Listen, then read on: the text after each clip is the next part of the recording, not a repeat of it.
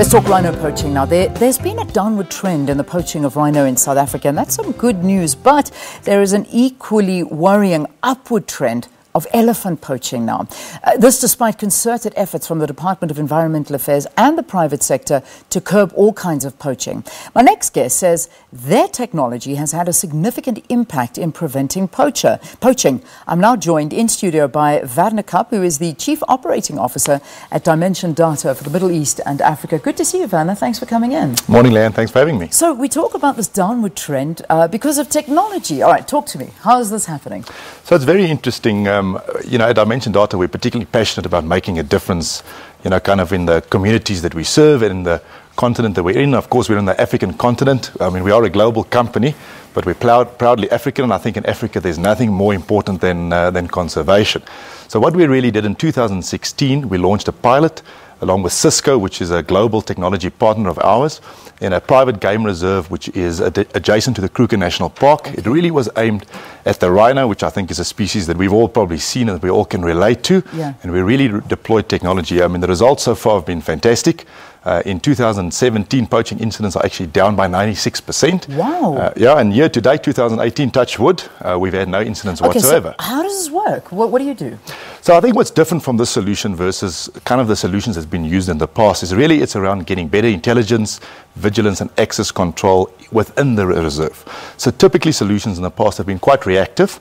And really once the incident has happened, there's really nothing you can do about it. So you've got to prevent it before it happens. So we're very preventative, we're very proactive. I think what's also quite unique about it is that it's not invasive on the animal, so it's really focused on the perimeter of the game reserve itself. So it's really quite proactive. It's really ensuring that either the wrong people don't enter the reserve, or if they do, that we can alert the rangers or the anti-poaching unit in time and actually really prevent those incidents from occurring. And as you've seen, we're really chuffed with the results so far. So, but I mean, what kind of space are we talking about here? Because I mean, when you're dealing, I don't know if you're operational. Is it operational? Yeah, it is operational. It's not in the Kruger Park. Not in the Kruger Park. It's not in the Kruger Park. What kind of territory are we talking about? Because I mean, you think of, for example, the Kruger Park, and I mean that is just such a massive space to deal with, to try and track, find the perpetrator, track them down before they get to the rhino. It is a vast space. I mean, that's one of your challenges. I always say to people, look, it's not Sandton from a connectivity perspective, from a size perspective. So you're roughly talking about 62,000 hectares. Yeah. So it really is a big space. So your technology really has to be very, very robust.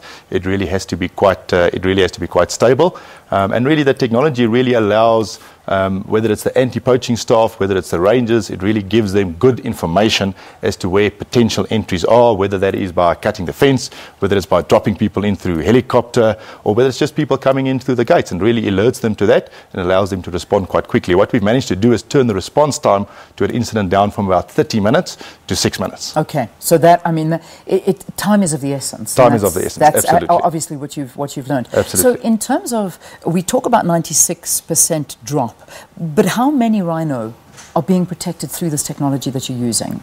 I don't know the exact amount of rhino in the state, unfortunately. Yeah. All I know is that we're managing to really get the numbers down and protect them. Fantastic. So, but they were struggling before you. They were definitely struggling. I mean, that's one of the reasons why we particularly chose this reserve. Okay. We have got historical links to it. So when we reached out to them, we really wanted to help. Brilliant. Now, I mean, I hear that there's a lot of talk that this could be moved to Zambia, Kenya, Mozambique, other African countries as well. Correct. As we speak, we are moving it to Zambia. So we're really focused on the African savanna elephant. And it's quite interesting. In Zambia, you've got completely different challenges because the reserve that we're going in there is actually adjacent to a lake. So now that completely talks about different types of technologies that you have to deploy, because normally there the poachers pose as fishermen.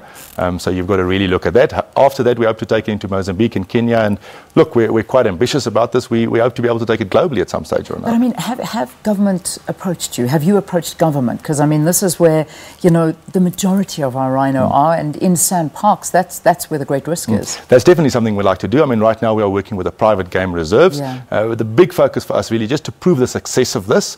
Hopefully, if we can prove that it's successful now in another reserve, then we can really start to work together with the government. Well, it's fantastic, and let's just hope these poachers don't get ahead of us, because they seem to be Very resourceful when it comes to things, but maybe this technology can defy them. We're certainly doing our best. Good. Well, thank you for talking to us, and keep it up, because this is a protected species here in South Africa, and a species that will do all we can to protect. So Dimension Data offering great technology solutions, and it's working exceptionally well. 96% down on a reserve that's using this technology when it comes to rhino poaching. Great numbers. Werner Kapp is the Chief Operating Officer at Dimension Data for the Middle East and Africa.